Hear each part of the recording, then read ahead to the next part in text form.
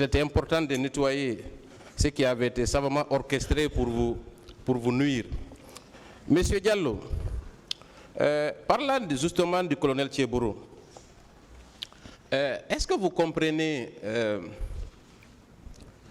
les efforts fournis par le colonel Tchéboro pour empêcher la manifestation du 28 septembre, s'il n'était pas lui-même détaché dans le cadre du maintien de l'ordre? Ça ressemblait juste à un semblant.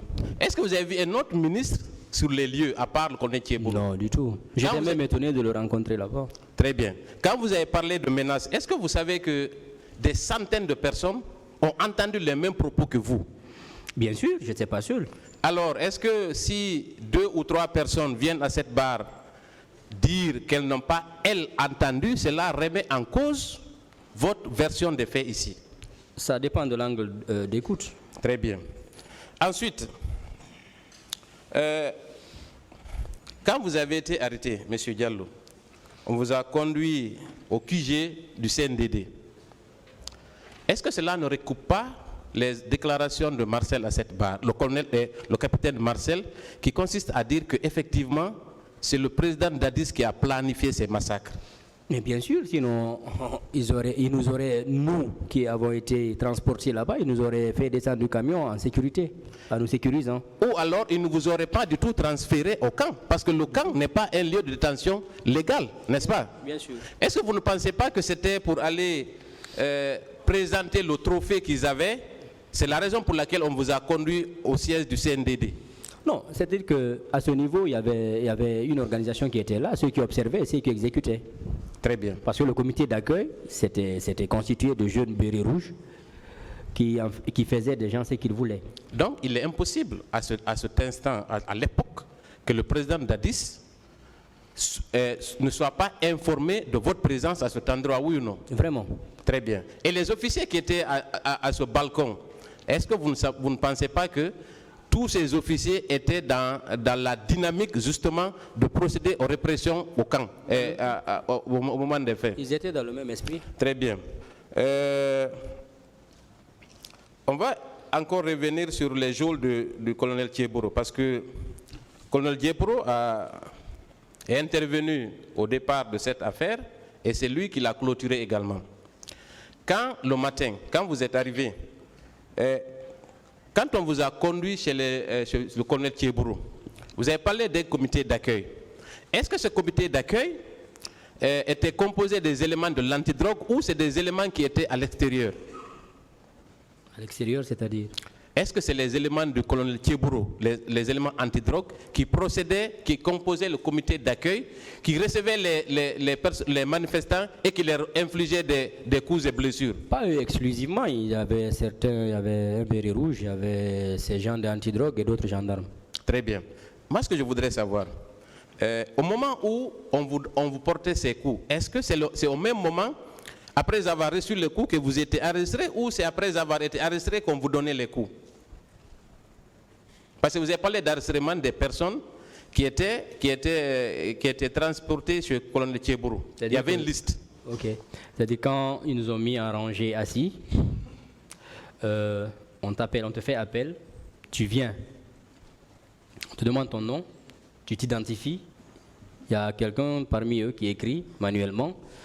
Ensuite, ceux qui sont chargés de te malmener, ils te récupèrent, tu fais place à un autre. C'est comme ça, c'est à tour de rôle. Donc, on vous enregistre d'abord. Après le premier passage au comité d'accueil, voilà. Vous étiez dans une salle où, au salon où on vous appelait un à un. Après l'enregistrement, déshabillé, nu. On vous déshabille nu. On vous déshabillait tous nus? Bien sûr. J'étais le seul à ne pas être déshabillé nu parce que moi j'avais gardé mes dessous. Même les pères de famille qui étaient parmi vous étaient déshabillés nus? Absolument. Donc vous étiez tous nus? Ils te déshabillent de la tête aux pieds. On prend les habits et chaussures, on les jette. Il y a une terrasse là-bas à la rentrée et tu rentres. Mais moi, quand ils ont compris que voilà, ce que je leur ai dit là, les a marqués, ils m'ont laissé avec mes dessous. Mais le pantalon et la chemise, les chaussures, c'est le lendemain que je les ai récupérés parce qu'ils m'ont dit bon, va prendre des habits là-bas. J'ai dit non, mes habits sont là-bas. Je suis parti les reprendre. Malheureusement, je les ai jetés. Dites-moi, C'est après l'arrestement qu'on te déshabille ou c'est avant? Non, on te déshabille avant. On te déshabille avant? Oui, avant. Donc tu viens t'asseoir en face d'un officier de police Nu. judiciaire nu Oui.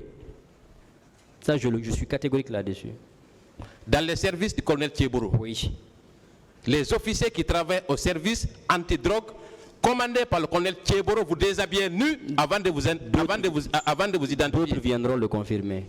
S'ils m'ont entendu aujourd'hui, parce que ça dépend de la personne, si tu as l'audace de venir, tu vas venir témoigner. Peut-être que d'autres après moi viendront. Donc, un officier qui a reçu une formation, qui vous appelle qui vous installe sur un siège nu, il a le courage de vous poser la question pour vous identifier, n'est-ce pas? Oui. Très bien. C'est du sadisme pur et simple. Ensuite, quand on vous identifie, on vous confie au tortionnaire. Oui, bien sûr. Donc, il y a l'officier qui participe à l'identification, Oui. et ensuite qui te conduit tout droit à ton tortionnaire. Non, ils sont à côté. Ils sont à côté. Ils te récupèrent, quoi. Donc, au moment où il enregistre le deuxième, Voilà, toi, tu es le déjà- premier qui est déjà identifié se fait, Tu as un entretien physique. qui est un entretien physique. Ouais.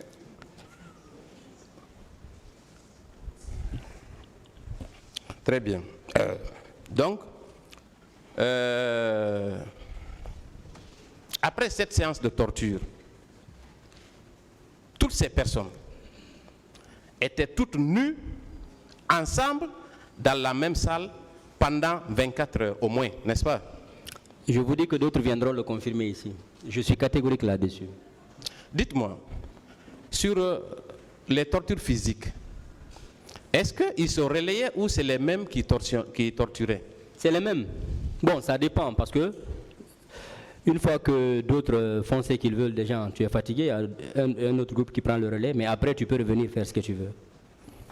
C'est au salon que ça se passait. Est-ce qu'il y avait des femmes parmi vous? Non, pas du tout. Mais est-ce que les enfants qui étaient venus avec vous ont été torturés aussi? Oui, bien sûr. Des enfants de 12 ans, Oui, de 12 ans, ouais. torturés comme des adultes, dans les geôles du colonel Thieboro. Ouais. Donc c'était devenu un centre de torture. Ça avait tout l'air.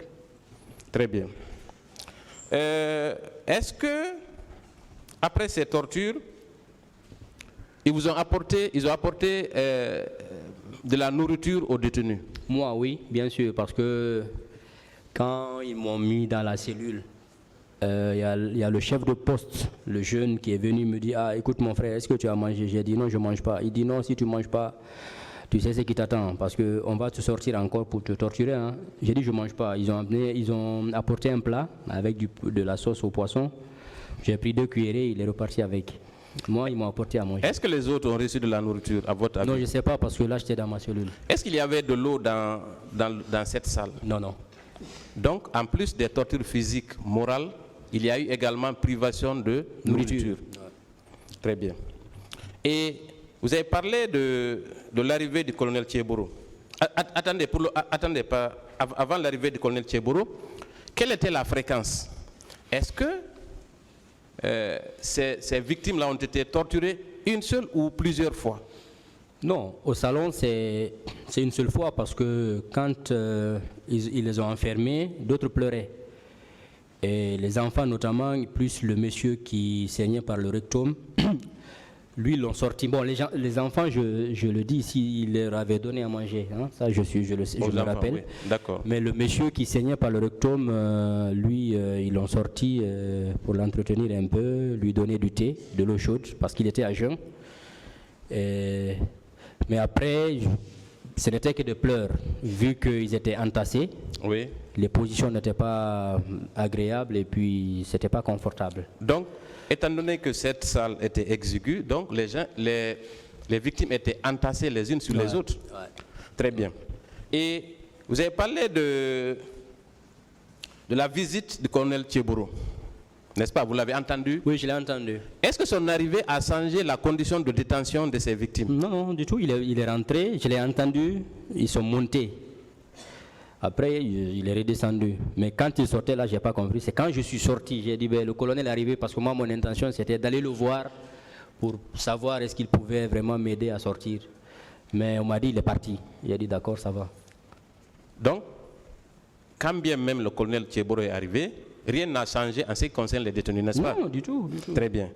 Est-ce que, à votre avis, ces agents auraient pu agir, infliger toutes ces tortures à 54 personnes sans qu'ils n'aient reçu au moins l'approbation de leur chef hiérarchique? Est-ce que cela aurait été possible? C'est impossible parce qu'il y avait une organisation. L'organisation, c'était l'interrogatoire, la torture et puis la séquestration. Oui. Donc c'est une organisation qui est mise en place. La machine Était en marche. de torture elle était très huilée, n'est-ce pas? Bien sûr. Tous les compartiments étaient respectés à la lettre, oui ou non? Bien sûr. Donc le colonel Tcheboro ne peut pas nier sa responsabilité dans la séquestration de ses victimes, oui ou non? À moins qu'ils ne soient animés d'une mauvaise foi. Très bien. On va quitter le colonel Tcheboro qui est cité à chaque passage d'une victime ici. Toute personne qui vient à cette barre parle du colonel Tcheboro. On va partir chez le colonel Pivi. On vous a reproché ici de n'avoir pas vu le colonel Tcheboro, que c'était des oui-dire. Mais, à votre avis, est-ce que les gendarmes qui vous ont mis en garde de ne pas quitter le camp sous peine d'être exécutés, ces gens-là plaisantaient?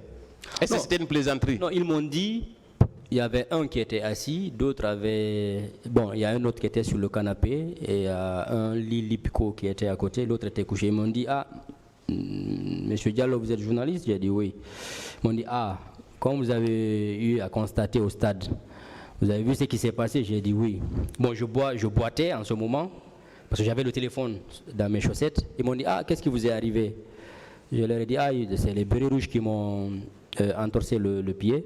Ils m'ont dit, ah, aujourd'hui le pays est dans l'obscurité. Vous avez vu ce que les bérets rouges ont fait? J'ai dit oui.